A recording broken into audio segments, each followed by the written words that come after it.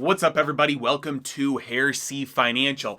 My name is Joe Brown, and today we are discussing the fact that we are currently on the road to socialism. And the sad thing about this is that the road to socialism is a one-way street. It's like a ratchet. You can go forward, you can't go back. So what we are going to look at in this video is, number one, this didn't start very recently. This has been something that has been brewing, and we've been building up to where we are right now, really for the last 50 years. Second, we're going to look at why what's happening today is different than what's in the past, meaning we're not likely to have the same outcomes that we've seen for the last couple of decades, because what we're doing today is much more extreme and actually unique. And finally, obviously, we're going to look at some things that you can do with your money to make sure that you are on the right side of the fence in this, because if you can see what's coming, you can prepare yourself for it. You don't have to be a victim. Ready? Let's dive in.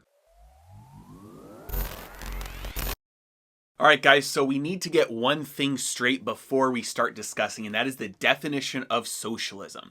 And straight from Google, if we look at the definition of socialism, we see that Google says that socialism is a political and economic theory, good, of social organization which advocates that the means of production, distribution, and exchange should be owned or regulated by the community as a whole. Now, this part right here, that's where a lot of disagreement comes in on the definition of socialism, because when you have to define the community as a whole. At least in the United States and in major countries that are of a given size, that means the government. It means the state. The community as a whole means government control. That's why when you talk about public lands, it's owned by the government. When you talk about public libraries, it's not like you can go in there and do anything you want, even though you own a piece of it because you're part of the community. It's owned by the government. It's not owned as a distributed entity of the public or the community. And this is a difference in scale. This is why scale changes things. Nassim Nicholas Taleb has popularized the saying that you can be libertarian at the national level, Republican at the state level, Democrat at the city level, and a communist at home. And you can have full integrity of all your beliefs because scale actually changes things. And this is true of physical properties as well. Like there's this giant airplane hangar that they built, which an airplane hangar is designed to store airplanes inside of it so you can keep them out of the elements, keep them out of the weather. And this airplane hangar was so large that the difference in temperature inside in different areas actually created its own weather system inside the airplane hangar. So this shows that things actually change with scale. And when you get to too much scale, a lot of times the original intent or the purpose actually becomes disregarded, or the opposite result actually ends up happening as opposed to what was originally intended. And so for our discussion today, especially given the fact that the United States,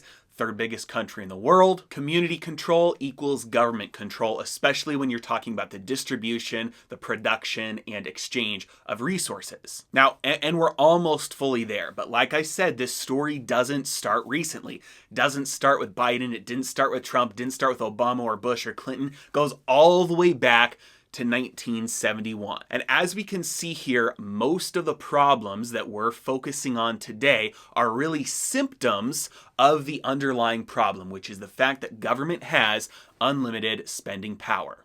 Throughout history, governments have been restricted to the amount of money they can spend based on the amount of money they can get through income, right? So their income is one of two things. They can either tax in order to bring in income, or they can borrow in order to bring in income. And if they borrow too much, nobody will want to lend to them unless they pay a higher interest rate on that debt. And the only way they can pay a higher interest rate on the new debt is if they don't already have a ton of debt that will make that too expensive for them to be able to afford. But that all changed in 1971 when governments all of a sudden had no restraints on the amount of money that they could spend. All of a sudden, they had the power of the printing press, and as much money as they wanted to spend, they could spend. Now, just because the government can spend as much money as they want doesn't mean that that's a free lunch. That money isn't coming out of nowhere. The only reason that newly created money has any purchasing power is because it takes an equal proportion of that new purchasing power from previously existing dollars. Imagine a pizza. You've got one whole pizza and it's cut up into 8 slices.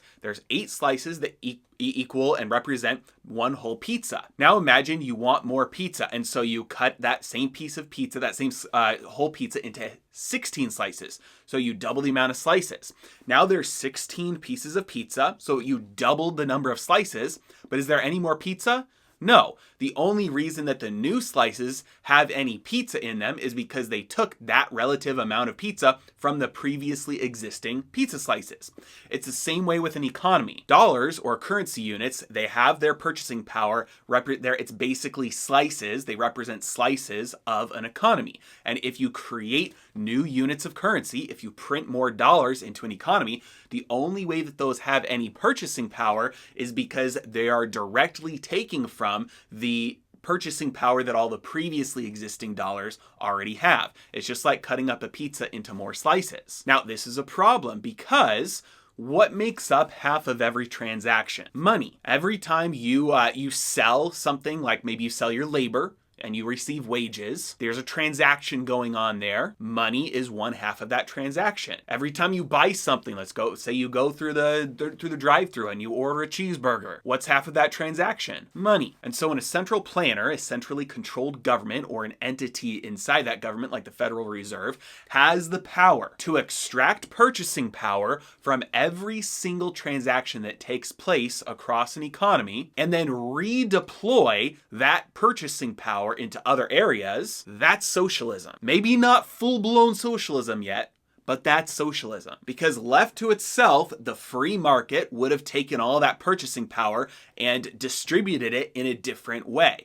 Otherwise, there would be no purpose for the government to extract that purchasing power and redeploy it into things. Maybe it's the military, maybe it's welfare, maybe it's healthcare spending, maybe it's government employees, maybe it's the park systems. Whatever it is, when the government spends money, the only way that they're doing that is by extracting purchasing power out of somewhere in the economy and redeploying that into another area of the economy. And that's true whether or not they get it from taxes, borrowing, or printing. Now, just because that's true across all 3 ways that they can get their hands on purchasing power doesn't mean that they all have equally negative effects. And the way that we know that is to look back at the time when the government was freed from restraints on how much money they can spend and see the negative results that have come about because of that. 1971 is when we left the gold standard, and that's the point at which the government started being able to spend as much money as they wanted. We can see here that prior to that point, productivity and compensation rose together fairly equally. And right at that point, when the government left the gold standard and they could spend as much money as they wanted, there was a split. And compensation, essentially relative to productivity increases, flatlined. So we have been increasing our productivity as a nation. We have been growing. There has been growth, but it has not been equally distributed, and it has not shown up in compensation. It means the average person hasn't experienced these benefits. This shows up more when you divide up the numbers a little bit more and dive a little bit deeper, and you look at the GDP increase versus average wages. Again, all of these were growing together until you get to the point where government has the ability to extract as much purchasing power as they want from all of the existing dollars and redeploy that into any area they see fit. You end up having a misallocation of resources that, guess what? It benefits the rich and it hurts the poor. Now, one of the main reasons that this benefits the rich and hurts the poor is that cost of living is going to go up when you have an increase in the money supply. I use this example all the time, but imagine you have a monopoly board and the banker decides to double everybody's money. What's going to happen to the properties every time they come available? The auction amounts, they're going to double, right? Because if you could afford something for $500 before, but now you have double the money, now you can afford $1,000 for it. And also on top of that, now you can afford more houses and hotels to put on your properties, which means rents are going to go up. If you have an increase in the total supply of money without a corresponding increase in the actual goods and services, the stuff in an economy, you're going to have an equal increase in prices. Guess who that hurts the most? The poor, the people without savings, the people without assets. Their cost of living goes up, and it takes a very long time for wages to catch up. Guess who that benefits?